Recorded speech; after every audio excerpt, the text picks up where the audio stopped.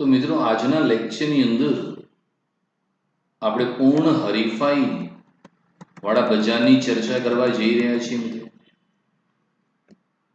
પૂર્ણ હરીફાઈ વાળું બજાર એક આદર્શ બજાર છે, પરંતુ તે માત્ર એક સૈદ્ધાંતિક શક્યતા બની રહી છે।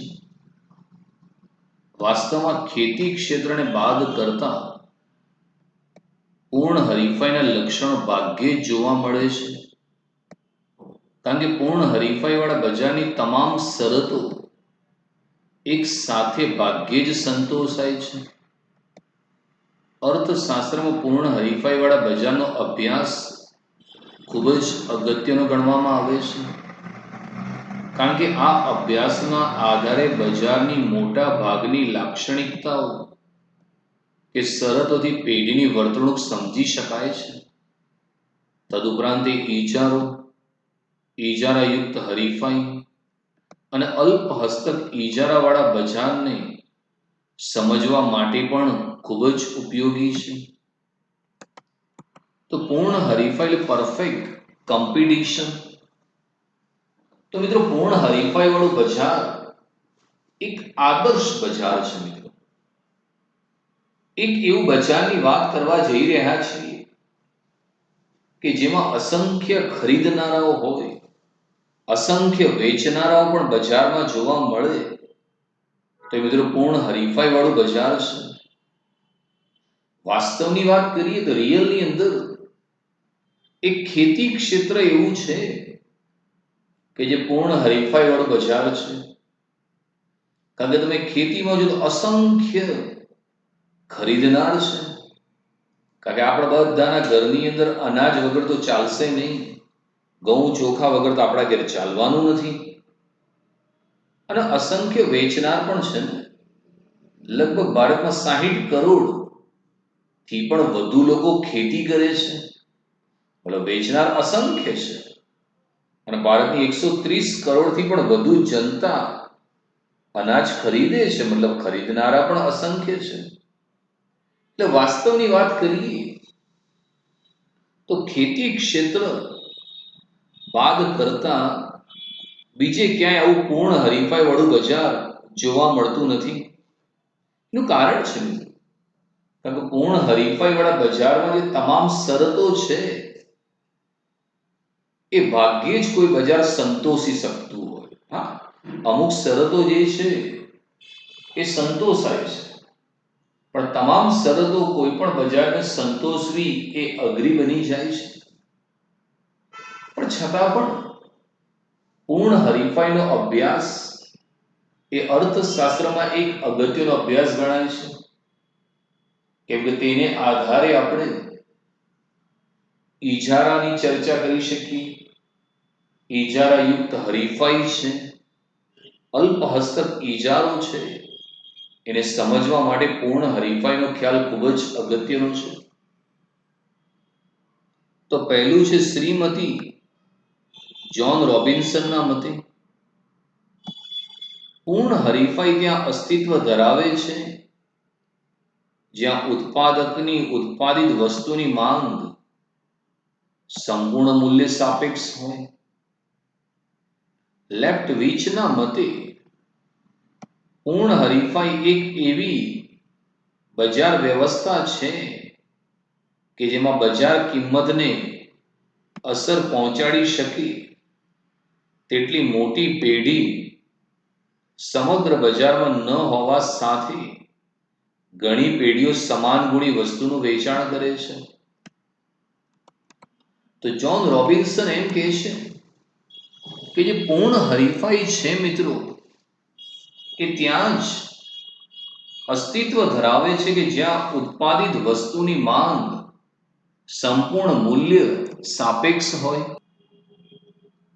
તો પૂર્ણ હરીફાઈ એટલે એવું બજાર જ્યાં ઉત્પાદક દ્વારા જે પણ ચીજ વસ્તુઓનું ઉત્પાદન થાય છે એની માંગ સંપૂર્ણ મૂલ્ય સાપેક્ષ હોય। મિત્રો સંપૂર્ણ મૂલ્ય સાપેક્ષ માંગ એની આપણે ચર્ચા માંગના સ્વાધ્યાયમાં કરેલી। સંપૂર્ણ મૂલ્ય સાપેક્ષ માંગ એટલે શું? તો જ્યારે વસ્તુની કિંમતમાં અત્યંત નજીવો ફેરફાર થાય અને તેની માંગમાં અમર્યાદિત ફેરફાર લાવે તો એ સંપૂર્ણ મૂલ્ય સાપેક્ષ માંગ કહે છે અને એનું મૂલ્ય મિત્રો અનંત જોવા મળે છે. એટલે સામાન્ય કિંમતની અંદર બી જો તમે ફેરફાર કરો છો તો એને કારણે માંગ જે છે એમાં અમર્યાદિત ફેરફાર આવે છે. જે લેફ્ટ વીચનું એમ કહેવું છે કે પૂર્ણ હરીફાઈ વાળું બજાર એક એવું બજાર છે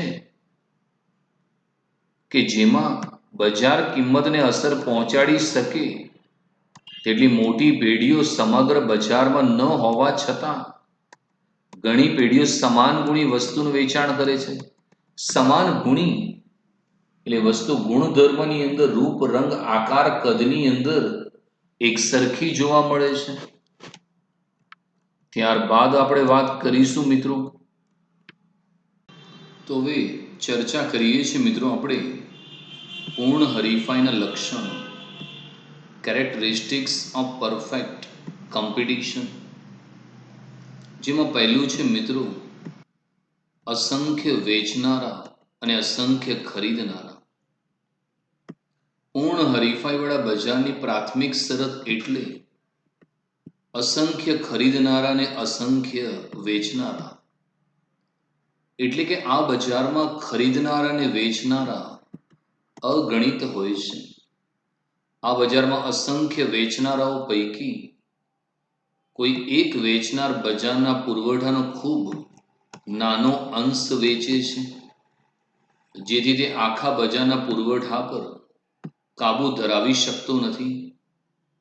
તેથી તે વસ્તુની બજાર કિંમત ઉપર અસર પહોંચાડી શકતો નથી.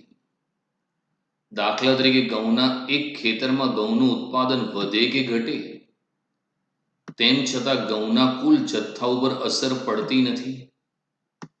જેમ તહેવારોમાં ઉપયોગમાં લેવાતી નાના નાના બલ્બની હારમાળાઓ પૈકીનો એક ગોળો પ્રજ્વલિત ન થાય તો તે પ્રકાશના કુલ પ્રમાણ પર અસર પાડી શકતો નથી, તેમ વેચનાર આ બજારનો ખૂબ નાનકડો ભાગ હોય તે વસ્તુની કિંમત ઉપર પોતાનો પ્રભાવ પાડી શકતો નથી. જ્યારે ખરીદનારા પણ અસંખ્ય હોવાથી વેચનારની જેમ ખરીદનારાઓ પણ વસ્તુની બજાર કિંમત પર માંગના ફેરફાર દ્વારા અસર પાડી શકતા નથી. માટે આ બજારમાં વસ્તુની કિંમત સ્વતંત્રપણે બજારના પરિબળો એટલે કે માંગ અને પુરવઠા દ્વારા નક્કી થાય છે. આમ પૂર્ણ હરીફાઈવાળા બજારમાં વસ્તુની કિંમત મિત્રો વસ્તુની માંગ અને પુરવઠા દ્વારા નક્કી થતી હોવાના કારણે વેચનાર માત્ર પ્રાઇસ ટેકર એટલે કે કિંમત સ્વીકારનાર બની રહે છે. તો પૂર્ણ હરીફાઈવાળું જે બજાર છે એના લક્ષણોની વાત કરીએ છીએ આપણે. તો મિત્રો પૂર્ણ હરીફાઈવાળું બજાર જે છે એની પ્રાથમિક શરત એ છે કે આ બજારમાં ખરીદનારાઓની સંખ્યા અગણિત અસંખ્ય હોય છે અને વેચનારા છે એની સંખ્યા પણ અસંખ્ય હોય છે. દાખલા તરીકે ભારતની અંદર અનાજનું ઉત્પાદન કરનારા અસંખ્ય છે, એની સામે અનાજ ખરીદનારા લોકો પણ અગણિત છે. એટલે આને કારણે શું થાય કે આ બજારની અંદર જે વેચનારા વેચે છે એ બજારના પુરવઠાનો એક નાનો અંશ છે. ભારતની અંદર 60 કરોડથી વધુ લોકો ખેતી કરતા હોય તો એક ખેડૂત હોય એ ઘઉં કે ચોખાનું ઉત્પાદન કરે તો બજારના પુરવઠાનો એક નાનકડો અંશ કહેવાય. એટલે પછી એક ખેડૂતનું ખેતરમાં અનાજનું ઉત્પાદન વધે કે ઘટે છતાંય અનાજના પુરવઠા પર અસર કરી શકતું નથી. દાખલા તરીકે ખેડૂત ઘઉંનું ઉત્પાદન કરે છે, તેનું ઘઉંનું ઉત્પાદન વધે કે ઘટે એનાથી કંઈ ઘઉંના પુરવઠા પર અસર ના થાય. ઘણી વખત તહેવારોની અંદર તમે નાના નાના બલ્બની સિરીઝ જુઓ છો, લાઇટો ઝગમગ થતી હોય છે. એની અંદર મિત્રો અસંખ્ય બલ્બ તમે જોઈ શકો છો. હવે એમાં એક નાનકડો બલ્બ પ્રજ્વલિત ન થાય તો એનાથી કુલ અજવાળા પર કોઈ અસર પડી શકતી નથી. એમ આ બજારની ખાસિયત છે કે વેચનાર જે પણ વસ્તુનું વેચાણ કરે છે એ બજારનો એક નાનકડો અંશ છે, જેથી વેચનાર એ બજારની કિંમત ઉપર મિત્રો કોઈ પણ પ્રકારનો પ્રભાવ પાડી શકતો નથી. એની સામે આ બજારની અંદર મિત્રો ખરીદનારા પણ અસંખ્ય છે. એને કારણે જે ખરીદનારા છે એ પણ બજાર કિંમત ઉપર અસર પાડી શકતા નથી. એક વ્યક્તિ ઘઉં કે ચોખા ખરીદે, ઓછા ખરીદે કે વધારે ખરીદે કે ના ખરીદે, એનાથી ઘઉંની માંગને કોઈ ખાસ અસર પડશે નહીં. અને આ બજારની અંદર જે વસ્તુની કિંમત છે મિત્રો એ માંગ અને પુરવઠાના પરિબળો દ્વારા નક્કી થશે. ખેડૂત ઘઉં કે ચોખા વાવી તો શકે, પણ ખેડૂત ઘઉંની કિંમત નક્કી ના કરી શકે. એ જ્યારે બજારમાં ઘઉં લઈને જાય ત્યારે કેટલી માંગ છે, કેટલો પુરવઠો છે, એના સંયુક્ત પરિબળને આધારે વસ્તુની કિંમત નક્કી થાય છે. એટલે આ બજારની અંદર જે વસ્તુની કિંમત છે મિત્રો એ માંગ અને પુરવઠાના સંયુક્ત પરિબળના આધારે નક્કી થાય છે. એને કારણે જે વેચનાર છે મિત્રો એ માત્ર પ્રાઇસ ટેકર એટલે કે કિંમત સ્વીકારનાર બની રહે છે. એટલે જે પણ કિંમત થાય, નક્કી થાય એ એને સ્વીકારવી પડશે. ત્યારબાદ છે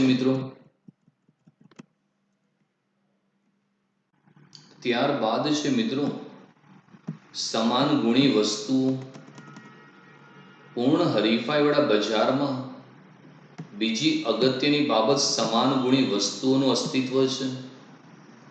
સમાન ગુણી વસ્તુઓ એટલે કે રૂપ, રંગ, ગંધ, કદ, સ્વાદ, આકાર, વજન, ગુણવત્તા વગેરે જેવી બાબતોમાં એક સરખી હોય છે. વસ્તુ બધી જ રીતે એક સરખી હોવાથી તેને એક રૂપ, સમરૂપ કે સરખી વસ્તુઓ તરીકે ઓળખવામાં આવે છે. અને આ જ કારણસર બજારની તમામ વસ્તુઓ એકબીજાથી સંપૂર્ણ અવેજી હોય છે. આ બજારમાં વસ્તુઓ સમાન ગુણી હોવાથી વિવિધ ઉત્પાદકો કે વેચનારાઓ વસ્તુની જુદી જુદી કિંમત લઈ શકતા નથી. જ્યારે ખરીદનારાઓ સમાન ગુણી વસ્તુઓ હોવાને લીધે તેમાં સામ્યતા જોતા જુદી જુદી કિંમત ચૂકવવા તૈયાર થતા નથી. સરવાળે આ બજારમાં વસ્તુની કિંમત એક સરખી જોવા મળે છે. તો મિત્રો પૂર્ણ હરીફાઈવાળું જે બજાર છે મિત્રો એની ખાસિયત એ છે કે આ બજારની અંદર જે પણ વસ્તુઓ વેચાય છે એ સમાન ગુણી છે. સમાન ગુણી એટલે રૂપ, રંગ, ગંધ, કદ, આકાર, સ્વાદ ની દ્રષ્ટિએ એક સરખી હોય છે. એક ખેડૂત ઘઉં લઈને આવે ને બીજો ખેડૂત ઘઉં લઈને આવે તે સમાન જ દેખાશે. એનું રૂપ, રંગ, કદ એક સરખું જ હશે. ઇવન ઘઉંના ઢગલામાં 4-5 ખેડૂતના ઘઉં ભેગા કરી દઈએ અને પૂછીએ કોઈ ખેડૂતને, ભાઈ આમાંથી તારા ઘઉં કયા છે, તે ઓળખી શકવાનો નથી. અહીંયા જે વસ્તુ છે એ સમાન છે, સમાન ગુણી, એક સરખો ગુણ ધરાવે છે. જેથી આવી વસ્તુને એક રૂપ કે સમરૂપ કે સરખી વસ્તુઓ તરીકે ઓળખવામાં આવે છે. અને આ બજારની તમામ વસ્તુઓ જે છે એ એકબીજાની સંપૂર્ણ અવેજી છે. સંપૂર્ણ અવેજી છે એનો મતલબ એકની જગ્યાએ તમે બીજી વસ્તુનો ઉપયોગ કરી શકો છો મિત્રો. તો એ ફાયદો છે. અવેજી એટલે તમે એની જગ્યાએ બીજી વાપરી શકો છો. એક ખેડૂતના ઘઉંની જગ્યાએ તમે બીજા ખેડૂતના ઘઉંનો ઉપયોગ કરી શકો છો. અને ફાયદો એ થશે કે આ બજારની અંદર જે વસ્તુઓ સમાન ગુણી છે, એક સરખી છે, જેથી ઉત્પાદક કે વેચનારા જે છે એ વસ્તુની જુદી જુદી કિંમતો લઈ શકતા નથી. જેમ ઘણા લોકો અલગ અલગ ક્વોલિટીથી પૈસા વસૂલ કરે છે, તો અહીંયા લઈ શકતા નથી, કારણ કે વસ્તુઓ સમાન ગુણી છે. જ્યારે ખરીદનારાઓને પણ ખબર છે કે વસ્તુઓ જે છે એ એક સમાન છે, એટલે ખરીદનારા પણ વસ્તુની જુદી જુદી કિંમત ચૂકવવા માટે તૈયાર થતી નથી. અને એને કારણે ફાયદો એ છે કે આ બજારમાં વસ્તુની કિંમત તમને એક સરખી જોવા મળશે. એટલે બધા ઉત્પાદકો કે વેચનારા એક સરખી કિંમતે વસ્તુનું વેચાણ કરશે અને એ જ કિંમતે ખરીદનારા પણ એ સ્વીકારશે. ત્યારબાદ છે પેઢીઓની મુક્ત અવરજવર. પૂર્ણ હરીફાઈવાળા બજારનું ત્રીજું મહત્વનું લક્ષણ પેઢીઓની મુક્ત અવરજવર છે. અહીં પેઢીઓની મુક્ત અવરજવરનો અર્થ પેઢીઓના ઉદ્યોગમાં વિના નિયંત્રણ પ્રવેશ અને નિકાસ. જ્યારે કોઈ એક ઉદ્યોગ અસામાન્ય નફાની સ્થિતિ હોય ત્યારે આવા અસામાન્ય નફાથી આકર્ષાઈ પેઢીઓ મુક્તપણે ઉદ્યોગમાં પ્રવેશે છે. તેમજ જો કોઈ ઉદ્યોગમાં અસામાન્ય ખોટની સ્થિતિ ઊભી થાય તો પેઢીઓ અસામાન્ય ખોટના કારણે ઉદ્યોગ છોડી જાય છે. આમ આ બજારમાં હરીફાઈમાં પેઢીઓની અવર જવર ઉપર કોઈ પણ પ્રકારનો પ્રતિબંધ હોતો નથી. પૂર્ણ હરીફાઈવાળા બજારમાં પેઢીઓની મુક્ત અવર જવર માત્ર ટૂંકા ગાળામાં જોવા મળે છે. એટલે કે પેઢીઓ ટૂંકા ગાળામાં ઉદ્યોગના નફાથી આકર્ષાઈ પ્રવેશ કરે છે અથવા ખોટને કારણે પેઢી ઉદ્યોગ છોડીને જાય છે. પરંતુ લાંબા ગાળે જ્યારે પૂર્ણ હરીફાઈવાળું બજાર સામાન્ય નફાની સ્થિતિ હાંસલ કરે છે ત્યારે પેઢીઓની ઉદ્યોગમાંની અવર જવર આપોઆપ બંધ થઈ જાય છે. જ્યારે ઉદ્યોગ સામાન્ય સ્થિતિએ પહોંચે છે ત્યારે પેઢીઓને આવા ઉદ્યોગમાં પ્રવેશવા પર આકર્ષણ રહેતું નથી. તેથી પેઢીઓ ઉદ્યોગમાંનો પ્રવેશ બંધ કરે છે. તેવી જ રીતે ઉદ્યોગમાં સામાન્ય નફાની સ્થિતિ કોઈ પેઢી ખોટ ન કરતી હોય તો તે ઉદ્યોગ છોડીને જતી નથી. તો આ બજારની જે ખાસિયત છે મિત્રો, કે પૂર્ણ હરીફાઈવાળું જે બજાર છે એમાં પેઢીઓની મુક્ત અવર જવર છે, એટલે મુક્ત પ્રવેશ અગત્યનું લક્ષણ છે. આના કારણે શું થાય કે કોઈ પણ પેઢી કે કોઈ પણ ઉત્પાદકને એવું લાગે કે આ બજારમાં ખૂબ વધુ નફો મળી રહ્યો છે, તો નફાનાથી આકર્ષાઈને નવી નવી પેઢીઓ બજારમાં પ્રવેશ કરી શકે છે. જ્યારે કોઈ પેઢીને એવું લાગતું હોય કે એ ખોટ કરી રહ્યો છે તો એ ખોટના કારણે ઉદ્યોગ છોડીને જઈ શકે છે. એટલે તમને એમ લાગે કે ભાઈ આ બજારમાં નફો છે તો તમે બજારમાં પ્રવેશ કરી લો, અને તમને એમ લાગે કે આ બજારમાં ખોટ છે તો બજાર છોડીને જતા રહો. આમ આ બજારની અંદર પેઢીઓની જે અવર જવર છે એના પર કોઈ પણ પ્રકારનો મિત્રો પ્રતિબંધ હોતો નથી. તો આ પૂર્ણ હરીફાઈ વાળું બજાર છે. અને આ જે મુક્ત અવર જવર છે એ મિત્રો ટૂંકા ગાળા માટે જોવા મળે છે. કારણ કે સમયનો જ્યારે ટૂંકો ગાળો હોય ત્યારે ઘણા બધા લોકો નફાના આકર્ષાયથી બજારમાં પ્રવેશ કરતા હોય કે ભાઈ આમાં નફો છે, લાવો ને જઈએ આપણે આ ધંધો કરીએ. જ્યારે જે લોકોને લાગે ભાઈ ખોટ થઈ રહી છે તો એ લોકો ઉદ્યોગ છોડીને જઈ શકે છે. પરંતુ લાંબે ગાળે એક સમય એવો આવે કે સામાન્ય નફાની સ્થિતિ તમને જોવા મળે, એટલે પછી ધીમે ધીમે અવર જવર આપોઆપ બંધ થઈ જાય. શરૂઆતની અંદર ઘણા બધા લોકો ખેતીમાં સારો ભાવ મળે છે એમ આકર્ષાઈને ભારતના ઘણા બધા લોકો ખેતી કરવાના ચાલુ કર્યા. પણ પછી ધીમે ધીમે એવું લાગ્યું કે અહીંયા જરૂર કરતા વધુ લોકો ખેતી કરે છે, એટલે ધીમે ધીમે ઘણા બધા ગામડાના લોકોએ ખેતી છોડીને બીજા ધંધા ઉદ્યોગની અંદર જતા રહ્યા. બાકી શરૂઆતમાં ભારત જ્યારે આઝાદ થયું ત્યારે ભારતની વસ્તીના 72% 72% ખેતી સાથે જોડાયેલા હતા. હવે ઘટીને 49% જેટલા થઈ ગયા છે.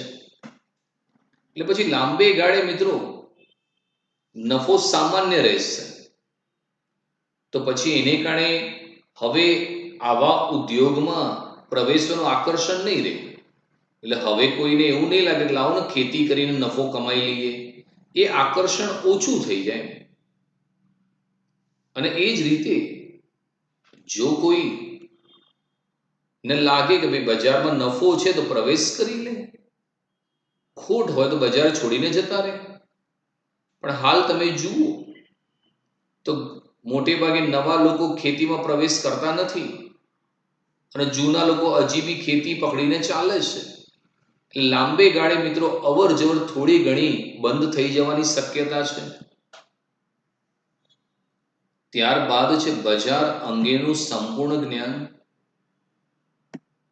પૂર્ણ હરીફાઈ વાળા બજારમાં ઉત્પાદકો, વેચનારાઓ અને ખરીદનારાઓને બજાર અંગેનું એટલે કે વસ્તુની વર્તમાન કિંમત, વસ્તુની ઉપલબ્ધતા વિશેનું સંપૂર્ણ જ્ઞાન હોય છે.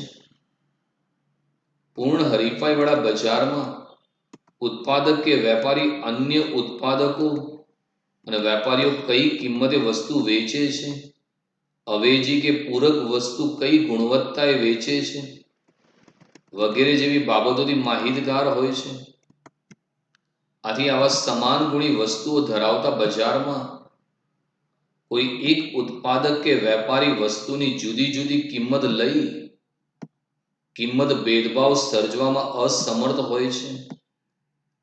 તેથી આ બજારમાં વસ્તુની કિંમત એક સરખી પ્રવર્તે છે. પૂર્ણ હરીફાઈ વાળા બજારમાં ખરીદનાર પણ વસ્તુની કિંમત અને ગુણવત્તા વગેરે જેવી બાબતોથી સંપૂર્ણ માહિતગાર હોય છે, જેના કારણે કોઈ એક ઉત્પાદક ખરીદનાર પાસેથી વધુ કિંમત લઈ શકતો નથી. આમ ખરીદનાર, વેચનાર, ઉત્પાદક પક્ષે બજાર અંગેનું સંપૂર્ણ જ્ઞાન હોવાથી બજારમાં એક સરખી કિંમત પ્રવર્તે છે, જેને કારણે આ બજારમાં માંગ રેખા સંપૂર્ણ મૂલ્ય સાપેક્ષ બને છે.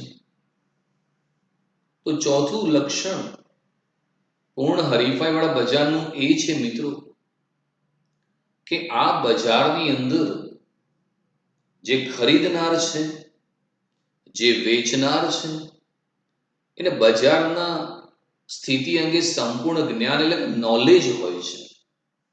આજે તમે જુઓ મિત્રો, લોકો ખરીદતા પહેલા વસ્તુના ઓનલાઈન ભાવ જોઈ લેતા હોય છે.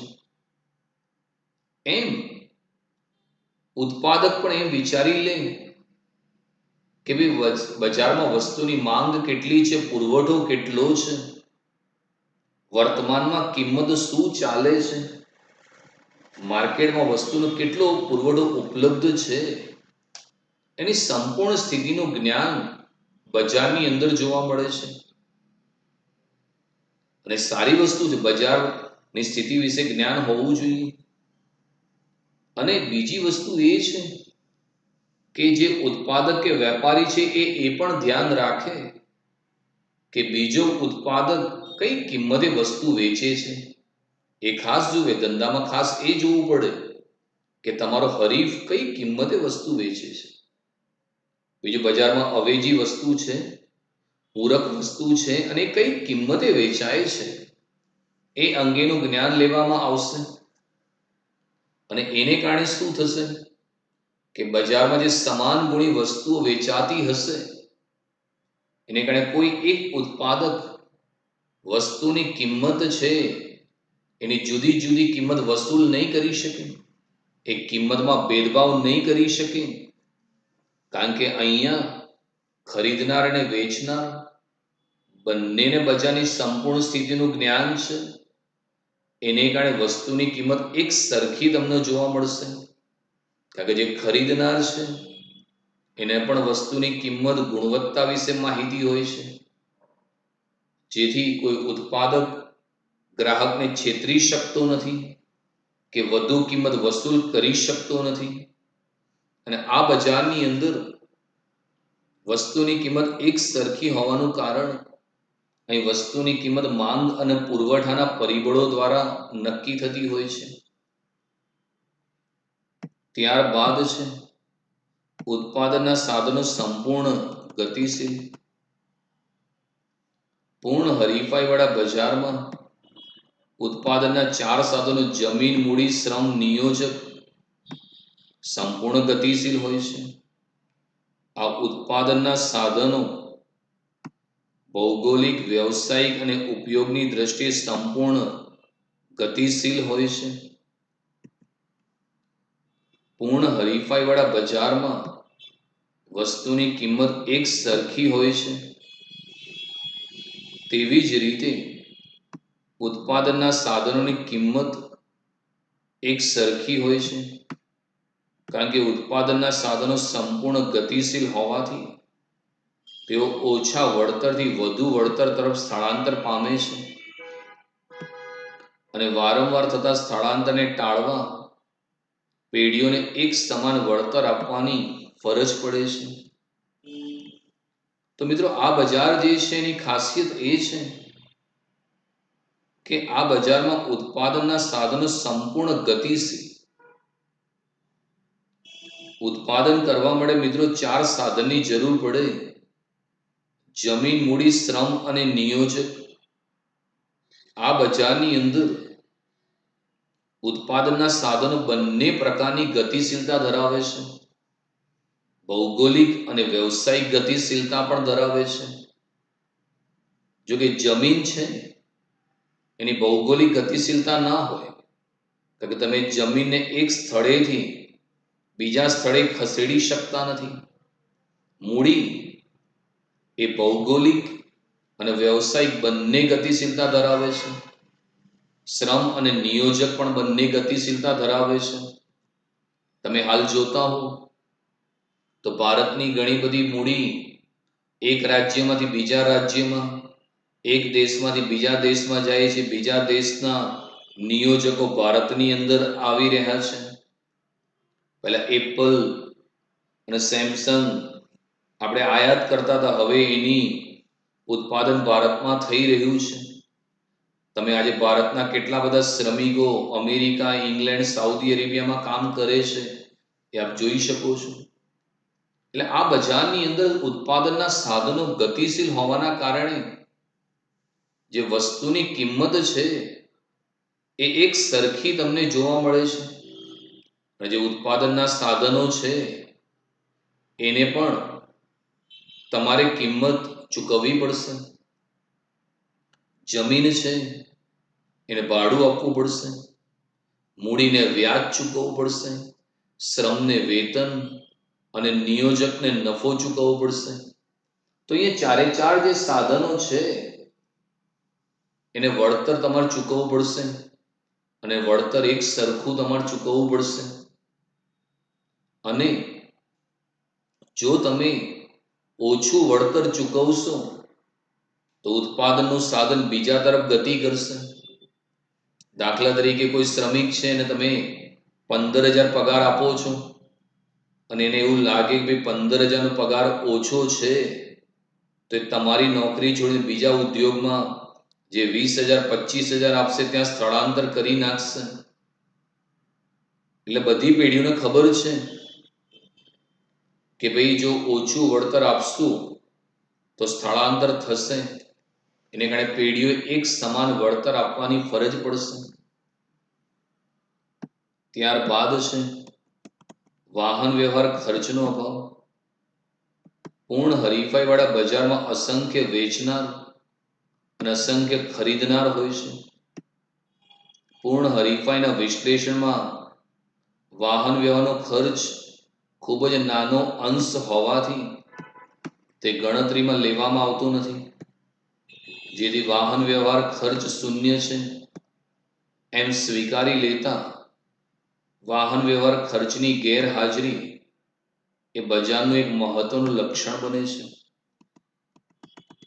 તો પૂર્ણ હરીફાઈવાળું બજાર છે કે જેની અંદર તમને ખરીદનારા પણ અગણિત અને વેચનારા પણ અગણિત તમને મળી જશે. અને આ બજારની અંદર જે વાહન વ્યવહાર ખર્ચ છે, ટ્રાન્સપોર્ટેશન એક્સપેન્સ, એ ખૂબ જ નાનો અંશ હોવાથી તે ગણતરીમાં ધ્યાનમાં લેવામાં આવતો નથી. દાખલા તરીકે એક ખેડૂત પોતાના ઘઉં વેચવા માર્કેટ યાર્ડમાં આવે છે અને માન લો કે ટ્રાન્સપોર્ટેશનમાં ડીઝલનો ખર્ચ 500 રૂપિયા થયો, પણ 500 રૂપિયાની સામે 5 લાખ રૂપિયાનું અનાજ વેચતો હોય તો 5 લાખની સામે 500 રૂપિયાના ડીઝલનો ખર્ચ એ ખૂબ જ નાનો અંશ કહેવામાં આવશે, એ નજીવો કહેવામાં આવે. એટલે આ બજારની ખાસિયત એ છે કે આ બજારમાં વાહન વ્યવહાર ખર્ચ શૂન્ય છે એવું માની લેવામાં આવે છે. એટલે એ દ્રષ્ટિએ વાહન વ્યવહાર ખર્ચની ગેરહાજરી છે એ આ બજારનું એક મહત્વનું લક્ષણ બને છે. તો મિત્રો, આજે લેક્ચરમાં પૂર્ણ હરીફાઈવાળા બજારની વાત કરી. તો પૂર્ણ હરીફાઈ ત્યાં અસ્તિત્વ ધરાવે છે કે જ્યાં ઉત્પાદિત વસ્તુની માંગ સંપૂર્ણ મૂલ્ય સાપેક્ષ હોય છે. આ બજારના અગત્યના લક્ષણોની અંદર છે મિત્રો, અસંખ્ય વેચનારા અને અસંખ્ય ખરીદનારા, સમાન ગુણી વસ્તુઓ, પેઢીઓની મુક્ત અવર જવર, બજાર અંગેનું સંપૂર્ણ જ્ઞાન, ઉત્પાદનના સાધનો સંપૂર્ણ ગતિશીલ, વાહન વ્યવહાર ખર્ચનો અભાવ જેના અગત્યના લક્ષણો છે.